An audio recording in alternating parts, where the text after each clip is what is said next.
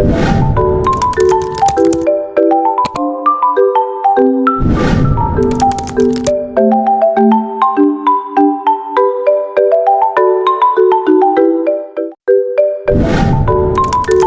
let's discuss the introduction to sociology and statistics. First, the definition of sociology and its scope. Sociology is a scientific study of society, social relationships, and institutions. It examines how individuals and groups interact, the structure of social systems, and how societal norms, values, and institutions shape human behavior. Sociologists explore a wide range of topics, including social inequality, race and ethnicity, family dynamics, education, crime, religion, and the influence of culture on behavior.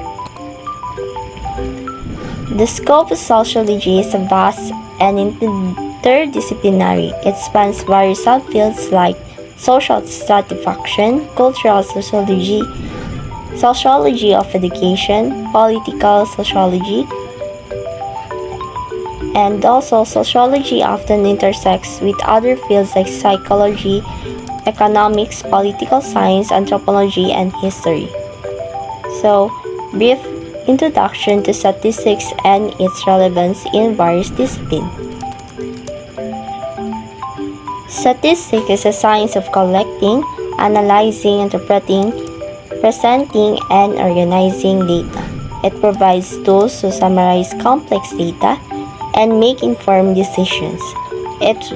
In various disciplines, statistics is essential for understanding patterns, testing hypotheses, and making predictions. So the role of statistics in sociological research. In sociology, statistics plays a critical role in providing a systematic and scientific approach to social phenomena. Sociological research often involves large data sets such as census data, surveys, and interviews where statistical methods are used. So, the overview of how sociology relies on quantitative method. Sociology relies heavily on quantitative methods which involves collecting numerical data that can be analyzed statistically. This method provide objective measurement and allow for the identification of patterns and trends in large populations. Common quantitative methods in sociology include surveys and questionnaires, statistical modeling. By utilizing quantitative methods, sociologists can gain a more objective understanding of social issues and make informed predictions about social behaviors and trends. Statistical methods in sociology and their importance in understanding social behavior in society. Sociology often relies on statistical tools to analyze data and draw conclusions. So let me break this into key parts. Number one is the common statistical methods in sociology. Sociology uses two main types of statistical methods: the descriptive statistics and inferential statistic. The descriptive statistic, these summarize data to show patterns or trends in a population. Example include percentages, averages, and charts. For instance, a sociologist may use average to study the income levels of different communities. The second one is the inferential statistic. This allows sociologists to make predictions or generalizations about a population based on a smaller sample. For example, surveys can predict voting behaviors across the country by analyzing data from just a few thousand participants. Techniques used in sociological studies. To apply these statistical methods, sociologists use techniques like surveys, sampling, data collections, and data analysis. Surveys asking people questions to gather data about attitudes, opinions, or behaviors. The sampling, it is the way of choosing a smaller representative group from a larger populations to study. For example, selecting 500 students to represent the behavior of all high school students in a city. The third one is the data collections. Collecting data through interviews, questionnaires, or behaviors are these ways. The last one is the data analysis. Using tools organized, interpreted. The last one is the data analysis. So it is the way of using tools to organize, interpret, and find patterns in the data. Third one is the importance of statistical tools. Modern sociology heavily relies on software to handle complex data. The first example is the SPSS, or also known the Statistical Package for the Social Sciences. It helps sociologists manage and analyze large data sets. Second one is the R, which a programming language for advanced statistical analysis. The last one is the Excel. It is used for basic data entry and analysis. These tools save time, increased accuracy, and allow sociologists to focus on interpreting results rather than manually calculating them. So, in summary, statistical methods are essential in sociology to understand and analyze social patterns and behaviors. By using descriptive and inferential statistics, along with techniques like surveys and data. Data collection is defined as a methodological approach to gathering observations, measurements, and information from different sources. Data collection assists individuals and businesses in making informed decisions by identifying specific points of reference during the data collection process. Data collection is a crucial step in the statistical analysis and research process, and the quality and accuracy of how the data is gathered by directly impact the validity and reliability of the findings. It involves careful planning, designing appropriate data collection methods, and ensuring the results are free of potential bias. Let's say example. Qualitative data refers to any information that can be qualified, that is numbers. If it can be counted as measured and given as a numerical value. It's quantitative in nature. It thinks as a measuring stick. While on the other hand, the qualitative data analysis describes information and cannot be measured or counted. It refers to the words or labels used to describe certain characteristics of traits. So next we have the ethical issues in data collection and ensuring the accuracy of data. The ethical issues in data collection, first is number 1, consent. Always get permission from people before collecting their data. Number 2, privacy. Protect personal information and it's confidential. Number 3, bias. Avoid unfair or one-sided data collection. And lastly, transparency. Be clear about why and how the data will be used. The next is the ensuring accuracy of data. Honesty, or don't falsify or manipulate data. Number 2, verification. Double check data for errors or inconsistencies. Number 3, reliable methods, or use trustworthy tools and methods to collect data. So next is analyzing social trends and patterns using statistics.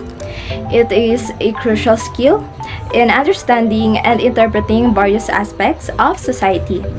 This approach involves collecting, analyzing, and interpreting data to identify the trends, behaviors, and patterns within a population.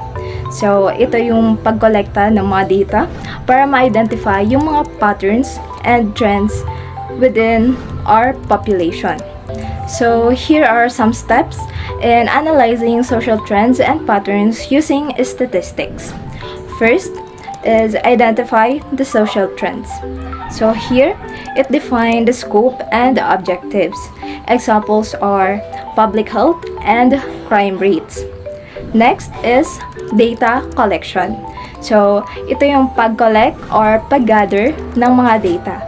Examples are surveys and social media.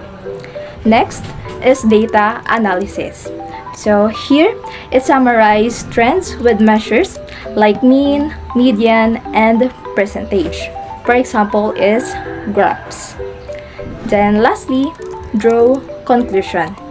So this provide insights of explanations about trends, patterns, and relationships within the data. So, example of analyzing social trends and patterns using statistics is the public health. So, it uses health records and surveys to track disease prevalence and vaccination rates. So, for example, is yung COVID-19 pandemic, it used para ma-track yung infection rates and also sa pag-distribute ng vaccine. Statistics in sociological theory testing. Statistics are crucial for testing sociological theories as they provide a methodological approach to analyzing empirical data. Techniques like chi-square tests and regression data help identify trends, establish connections between social variables, and evaluate the relationship between variables. The relationship between sociological theories and statistical data. Statistics and sociological theories are closely related, while statistical data provides empirical evidence to evaluate and improve theories. Theories themselves provide the conceptual foundation for understanding and explaining social processes. To measure variables, spot trends, and create connections that either validate or refute theoretical presumption, sociologists employed statistical techniques. For example, statistical data analysis can test social inequality theories, identifying gaps and inconsistency, prompting provision or new insights, ensuring theories are grounded in real-world evidence. How statistics help validate or refute sociological theories. Sociologists use statistics to test theories by providing empirical evidence through techniques like regression analysis, correlations, and hypothesis testing, ensuring observed data aligns with theoretical predictions. Examples of how major sociological theories have been tested statistically. So, for example, symbolic interactionism surveys and experiments often collect data on how individuals interpret social interaction and rules, testing hypotheses about the constructions of meaning in everyday life. Hello everyone, my name is NJ Lloyd Eslit. So now let's talk about policies making and social planning using sociological data. So what is policies making and social planning using sociological data? So planning and policies making are process that use sociological data upang mapabuti daw ang kalidad ng buhay ng mamamayan daw. Para bang gusto nila i-solve yung mga problema ng mamayan, like for example dito sa Zamboanga, doon banda sa Santa Cruz, di ba ang traffic talaga doon. So nagplano yung gobyerno na paano masolusyonan ang problema ng mamayan doon sa Zamboanga dahil daw nga sa traffic. So nag-decide sila na magplanning sila using sociological data, na maggawa sila ng overpass doon para masolve na yung problema ng mamayan doon sa Zamboanga. So yun na yung tawag ng yun na yung sample ng sociological data. Challenges and limitations using in statistics and sociology. Statistics are essential in sociology, but their use present several challenges. These include the complexity of social phenomena, difficulties in data collections, such as sampling, biases, and non-response. And the limitation of statistical analysis in establishing causality. Theoretical diversity and researcher biases can also influence interpretations, while over-reliance on quantitative methods may neglect rather qualitative aspects.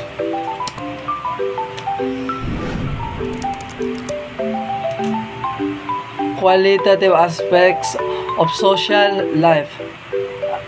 Additionally, social and researcher biases can distort results and ethical concerns